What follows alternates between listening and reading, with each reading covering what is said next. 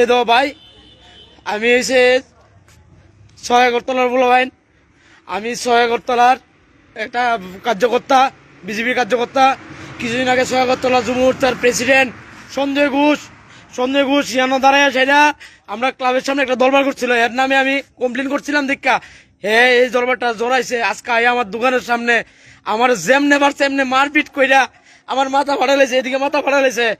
এই তো আমার দোকানের অবস্থা কিটা করছে, রাত্রেবেলা 11 সাড়ে 11টার সময় আয়া দেওয়া। আমি আমার মানিক শাহ, ত্রিপুরা সরকারের মুখ্যমন্ত্রী মানিক শাহর কাছে আমার এতটুকুই আবেদন, এই আগরতলা যুব মোর্চার প্রেসিডেন্ট বানাইছে একটা সন্ত্রাসী, হ্যাঁ সিপিএম এর থেকে উঠতে আইছে, হ্যাঁ বিজেপির 18 আগের কার্যকর্তা রে এইভাবে মারে, আমার চেয়ার টেয়ার দোকানের সবকিছু ভেঙে ফেলাই দিছে। এই দেখো তোমরা, হ্যাঁ বলে আগরতলা যুব মোর্চার প্রেসিডেন্ট, হ্যাঁ আজকে এমন করে এমন আমার মাইরা এবার লাল বাহাদুরের গুন্ডা লইছে, কুডু এর নাম বলে চিকন, হে গুন্ডারে আইনা এদিকে এইভাবে আমার ধ্বংস করছে, আমার দোকান ভাঙ্গা সুরমার করে লাইছে, লাইট মাইট ভাঙ্গে শেষ করেছে। ওই তো আমার কিতা করছে, আমার কাবাবের যা আছে মেশিন সবকিছু ভাঙ্গে সুরমার করে লাইছে, আমার দেহ এইভাবে মারছে, এদিকে মাথা ফাড়া লাইছে, পিছন দিকে মাথা ফাড়া লাইছে। এ আয়া হ্যাঁ কো হে বলে কেডা, হে বলে মস্তান, ইভেন কি ভাবিয়া দত্তর পর্যন্ত লইয়া ভাবিয়া দত্তরে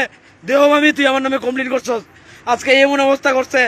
হ্যাঁ মানে মুখ্যমন্ত্রী মানুষের কাছে এই কথাটা কইতাম চাই, আগরতলার যুব মোর্চার প্রেসিডেন্ট কেমনে কাজ করতারে আমার মার্ডার করলে তো চাইছে।